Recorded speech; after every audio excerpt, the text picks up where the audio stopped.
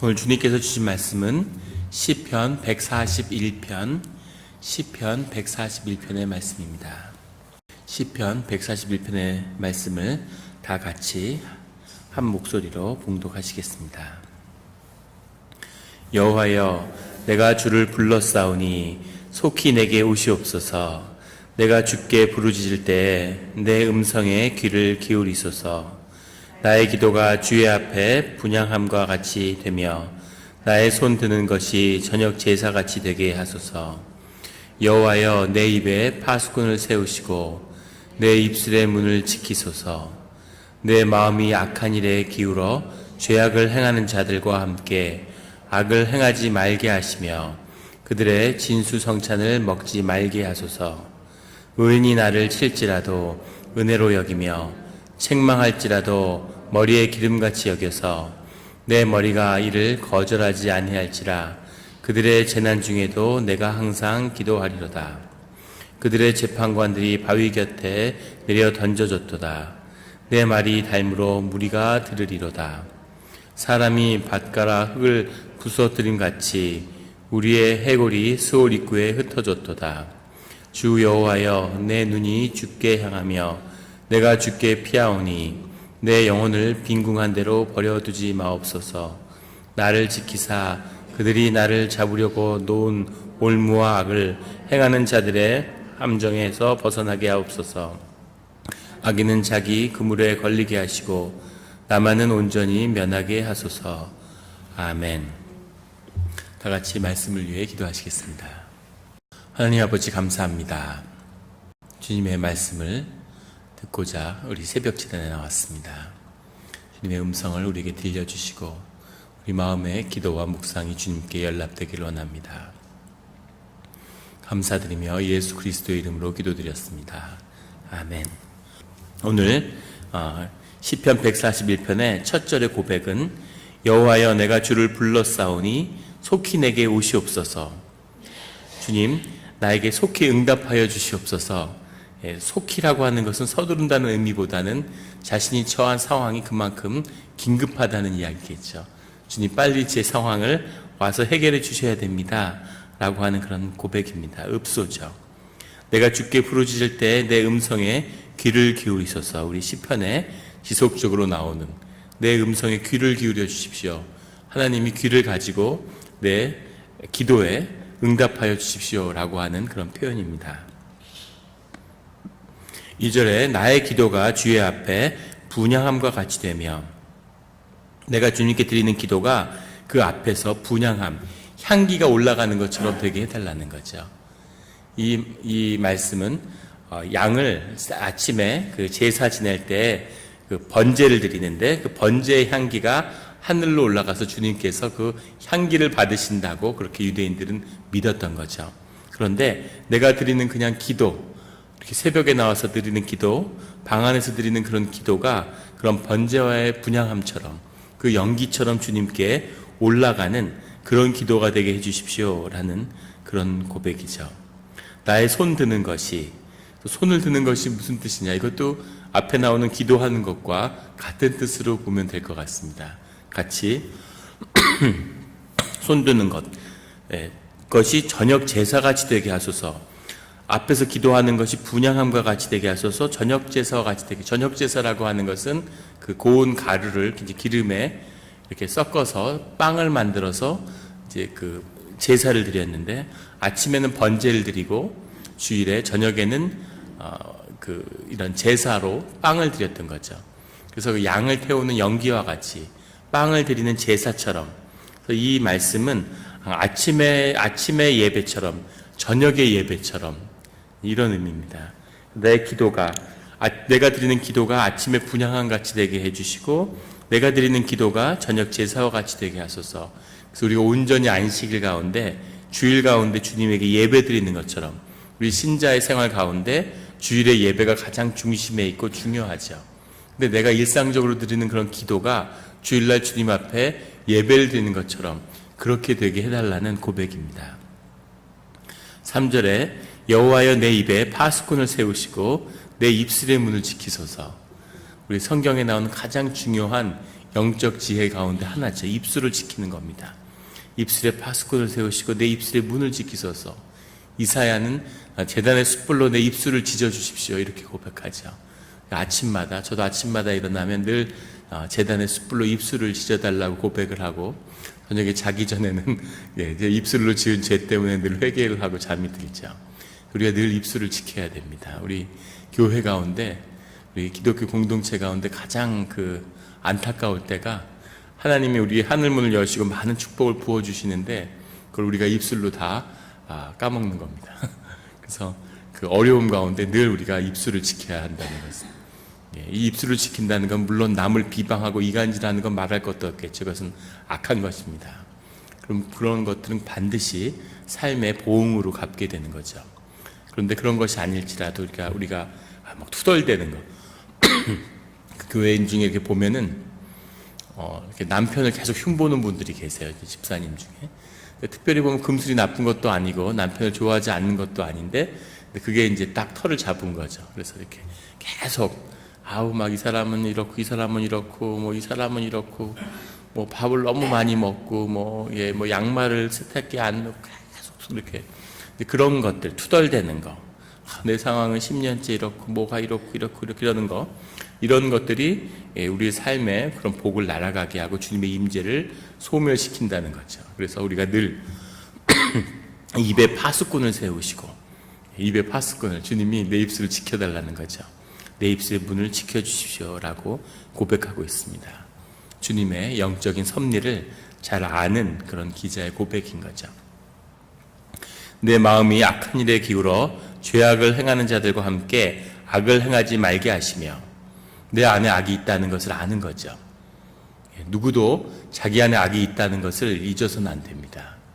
우리가 이것을 잊기 때문에 우리가 의롭다함에 빠지고 스스로 남을 정죄하고 그것으로 인해서 정죄함을 받게 되는 거죠.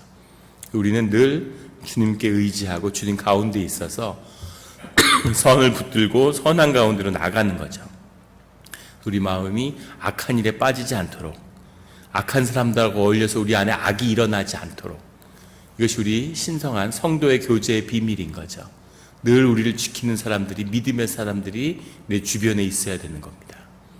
나는 올바른 길을 갖고, 나는 기도를 하고, 나는 성경을 읽고, 나는 옳은 말만 하는데 내 주변에 성도들이 없다, 성도의 연합이 없다, 그러면 그것은 진짜 최악이 되는 거죠. 그런 사람들이 진정한 악을 행할 수 있는 겁니다. 정말 조심해야 하는 거죠. 그래서 우리는 늘 내 주변에 같이 기도하는 사람이 없는데, 공동체가 없는데 내가 하나님의 음성을 듣는다, 제일 나쁜 상태에 있는 겁니다. 그래서 주님과 연합하는, 늘 성도와 함께 주님의 사랑 가운데 있어서 내 죄에서 멀어지는 그런 고백을 드리고 있습니다. 여기서 마지막 절에 그들의 진수성찬을 먹지 말게 하소서. 악인들과 함께 악을 행함으로 인해서 얻어지는 그런 진수성찬을 먹지 않게 해달라고. 그 진수성찬의 달콤함이 있는 거죠. 세상이 주는 달콤함, 악이 주는 달콤함이 있습니다. 우리가 주님이 주시는 그 달콤함이 있죠. 주님이 주시는 상이 있습니다. 그것의 기쁨이 큰데, 그렇다고 해서 마치 세상에 아무것도 주지 않는 것처럼 얘기하는 것도 위선이죠. 위약입니다. 그 세상에서도 달콤함을 주죠. 이것이 한없이 달콤하고 우리 마음 가운데 그걸 사랑하는 악한 마음이 분명히 있다는 겁니다. 그런데 늘 신앙의 기대한 건 뭐냐면, 세상이 주는 것보다 하늘에서 주는 상이 더 큰 것을 경험하는 거죠. 이것을 경험하지 않는 사람은 절대 세상 걸 놓지 못합니다. 그것이 너무 달콤하기 때문이죠. 오늘 다윗조차도 그의 기도 속에서 세상이 주는 진수성찬을 먹지 말게 해달라고 그렇게 고백하고 있습니다. 이것을 먹는 자는 악인의 유혹에서 벗어나기 어려운 거죠. 내가 집이 없는데 악인들과 함께 좋은 집을 얻게 하지 말아달라, 이렇게 고백을 하는 거죠. 내가 잡이 없는데 악인들을 통해서 잡을 얻지 말게 해달라고 이렇게 기도하는 겁니다. 이런 고백은 쉬운 고백이 아니죠. 신앙의 고백이고 신실한 고백입니다. 우리 안에 이런 고백이 우리를 붙들어서 늘 주님과 함께하는 그런 축복이 있으시길 예수 그리스도의 이름으로 축원합니다. 5절에 의인이 나를 칠지라도 은혜로 여기며 책망할지라도 머리에 기름같이 여겨서 내 머리가 이를 거절하지 아니할지라. 의인이 나를 칠지라도. 그래서 의인의 기준이 뭐냐, 뭐가 의인이냐 라는 건 차치하고 어떤 이가 나를 칠지라도 그것을 은혜로 여긴다는 거죠. 주님의 사람은. 왜냐하면 그 모든 일들이 주 안에서 이루어진 것이기 때문입니다. 그 사람이 나에게 나쁜 일을 행한 것 같고 그 사람이 나를 핍박하고 그 어떤 일이 일어날지라도 그것을 내 안에서는 은혜로 여긴다는 거죠. 왜냐하면 주 안에 있기 때문입니다. 신앙을 흔히 우리 그 신앙의 전통 가운데서 연금술에 비유하죠. 연금술이라는 건 돌을 가져다가 금으로 바꾸는 거죠. 신앙의 비밀은 뭐냐면 모든 나쁜 것을 가져다가 좋은 것으로 바꾸는 거죠. 내 삶에 닥치는 모든 일들을 다 주님의 축복으로 바꾸는 것. 이것이 신앙의 비밀입니다. 우리는 주님이 좋은 것과 나쁜 것을 구별해 준다고 그렇게 우리는 착각을 합니다. 그래서 항상 좋은 걸 달라고 우리가 기도하죠. 근데 주님은 항상 좋고 나쁜 게 아니라 주님의 온전한 것, 선한 것을 우리에게 주세요. 근데 우리가 그것을 나쁜 것으로 받을 수도 있고 좋은 것으로 받을 수도 있습니다. 우리가 그것을 좋게 반응하고 좋게 나아가서 그것을 하나님 가운데서 좋다는 의미는 주님께 좋다는 게 아니라 나한테 좋은 거죠. 내게 좋은 일로 만드는 것. 이것이 신앙의 고백이고 신앙의 비밀입니다.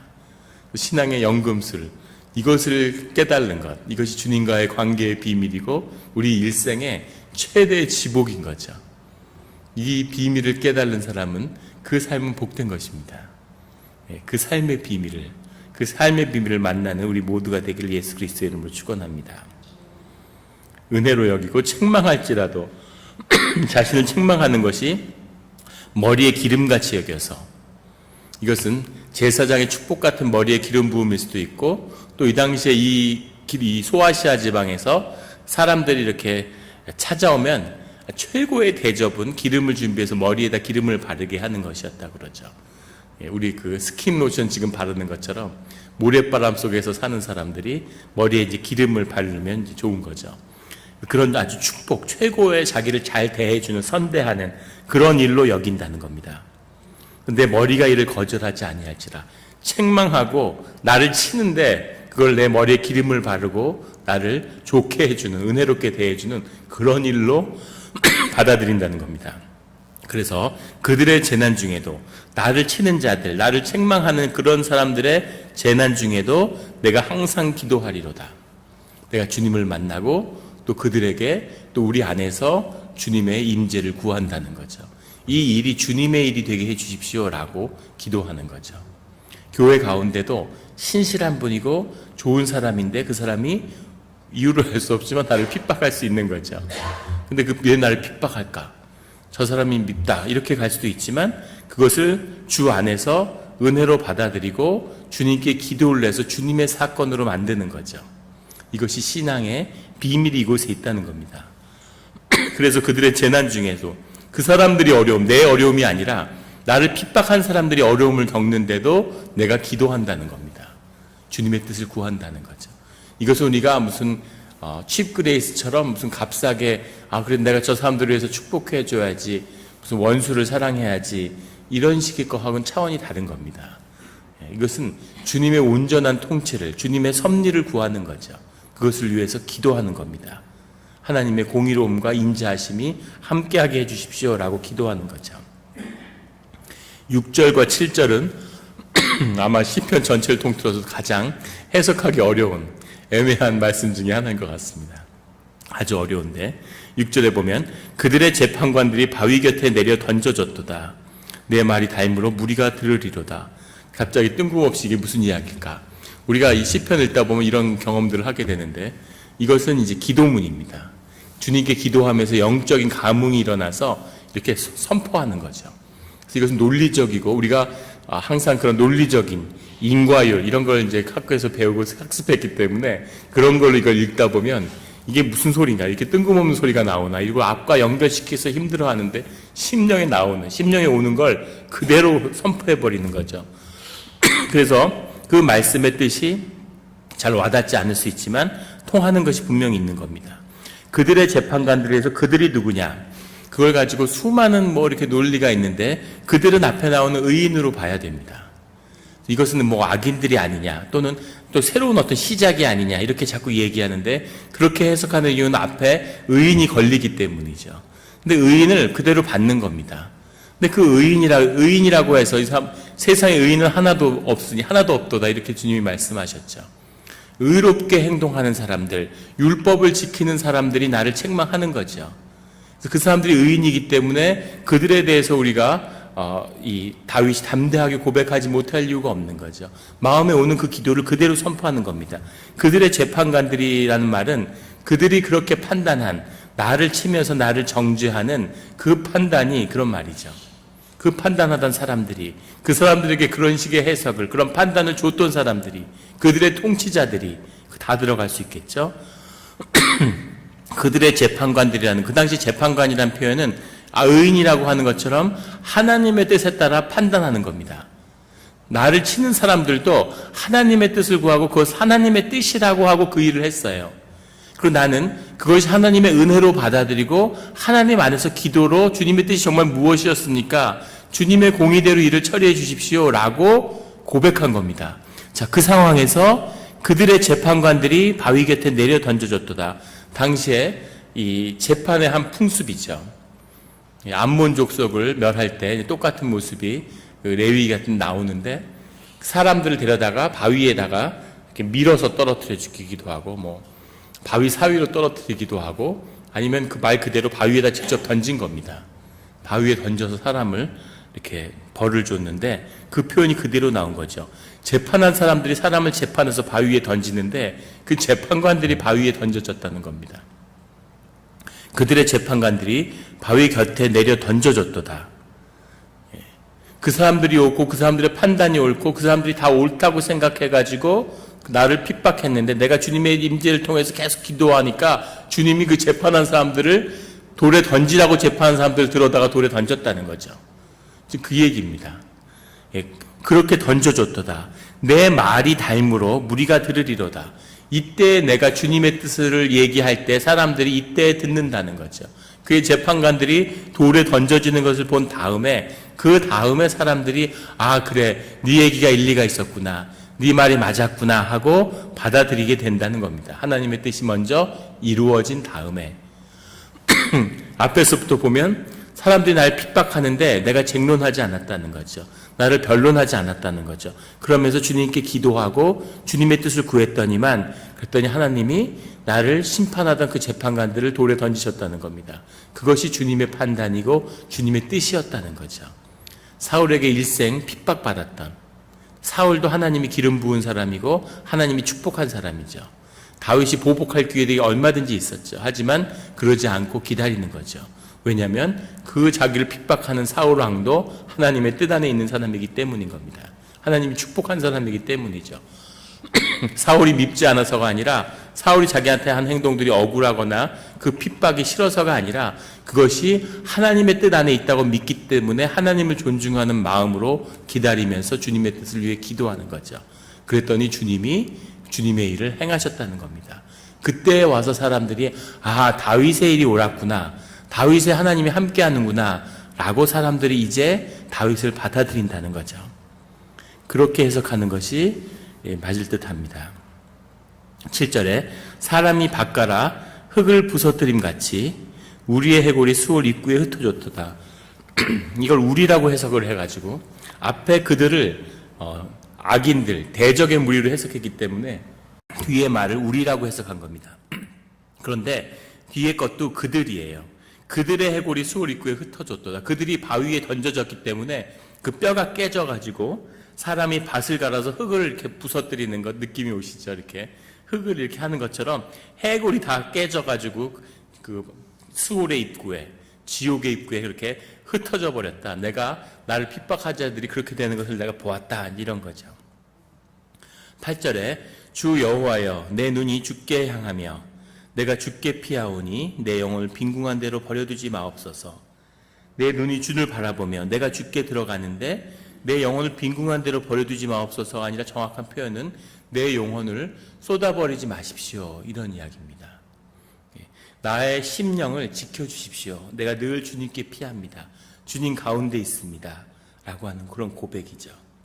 우리가 잊지 말아야 할 것은 이 시편 기도의 시작이 어려운 형편에 핍박받고 궁핍한 형편에서 시작했다는 것을 기억해야 됩니다. 아직 달라진 것이 아무도 없고 기도가 아직 끝나지 않았어요.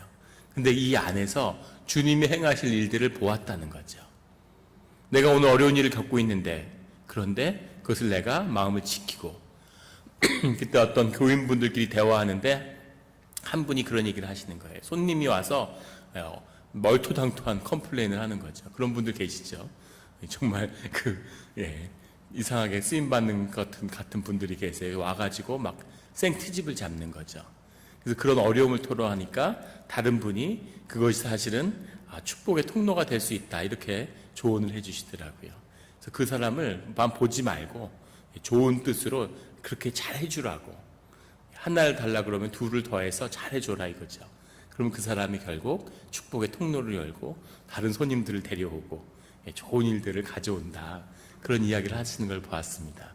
그 사람만 보고는 절대 결정할 수 없는 얘기죠. 내가 다퉈서 내가 옳다는 걸 보여줘야 되고, 어떻게 이런 억울한 일을 당할까 분하고, 그렇지만 주님을 바라보기 때문에, 큰 가운데서의 섭리를 바라보기 때문에 그것을 선하게 받아들이는 거죠. 좋은 일로. 그래서 시작은 나쁜 일이었던 것 같이 보였지만 그것이 결국은 좋은 일로 바뀌는, 축복을 가장하고 축복을 감추고 고난으로 가장된 그런 파도가 오는 거죠. 그래서 그것을 바꾸는 그런 겁니다. 내가 핍박 가운데 있지만 다윗이 기도 가운데 그것을 주님께 올려드리는 거죠. 앞에 나오는 내 입술의 문을 지켜주시옵소서. 마음 같아서는 지금 내 입술에서 저주가 쏟아져서 나를 핍박하는 자들에게 융단 폭격처럼 저주를 퍼부어야 되는데, 주님 그것을 지켜주시고 그리고 그것을 내 머리의 기름처럼, 은혜처럼 그렇게 받아들이게 해주십시오. 그리고 그들 가운데 주님의 뜻이 무엇인지, 우리 가운데 주님의 임재가 무엇인지 그렇게 주님의 뜻을 세워주십시오라고 계속 기도했더니 그들의 끝이 무엇인지를 주님이 밝히신다는 거죠. 그래서 마음에 화평을 얻었는데, 그 일 가운데 내 영혼이 빈궁한 대로 버려두지 마옵소서. 내 영혼이 그런 일로 쏟아지지 않게 하여 주십시오. 내 영혼 가운데, 내 심령 가운데 미움, 원망, 억울함, 이런 원통함, 이런 걸로 내 심령이 채워지지 않게 해주십시오라는 거죠. 이게 사실은 더 중요한 거죠. 누구를 미워한다는 건 굽은 칼과 같다 그러죠. 그걸 휘두르려고 드는 순간 자기 가슴을 먼저 찌른다고. 사람은 하나님의 형상에 따라 만들어졌어요. 누구를 미워할 수 없는 그런 걸 만들어졌어요. 누구를 미워하면 자기 심령이 상하는 거죠. 그 가장 큰 패배자는 자기 자신입니다. 그래서 주님이 원수를 용서하라는 거죠. 그건 주님이 갚으시는 일이라는 겁니다. 너희는 너희 삶을 축복 가운데 살아라. 이게 주님이 우리에게 하시는 말씀이죠. 주님의 자녀는 싸울 일이 없는 겁니다. 다툴 일이 없는 거예요. 주님께 맡겨드리고, 그리고 주님이 주시는 사랑과 은혜 가운데서 살아가는 거죠. 새로운 삶을. 내 영혼을 빈궁한 대로 버려두지 마옵소서. 내 영혼이 이런 아픔과 쟁투에 쏟아지는 그런 일이 없게 해주십시오. 그러는 거죠. 9절에 나를 지키사 그들이 나를 잡으려고 놓은 올무와 악을 행하는 자들의 함정에서 벗어나게 하옵소서. 많은 함정들이 나를 기다리는데 그것을 주님이 지켜주십시오라는 것. 이제 주님께 모든 것을 맡긴 겁니다. 오늘 시편 말씀이 좀 어려운데 10절에 악인은 자기의 그물에 걸리게 하시고 나만은 온전히 면하게 하소서. 정말 다윗다운 고백이지만 하나님이 이런 고백을 갖고 나올 수 있는 다윗을 사랑하시는 것을 보게 됩니다. 자기 그물에는, 자기라는 건 영어의 이치, 에브리 이런 거죠. 악인들이 나를 넣으려고 올무를 놨는데 그 놓는 올무마다 그 함정마다 놓은 그 사람이 거기에 걸리게 해주십시오. 그리고 나는 거기서 피하게 해주십시오라는 고백이죠. 이런 솔직한 고백으로, 진실한 고백으로.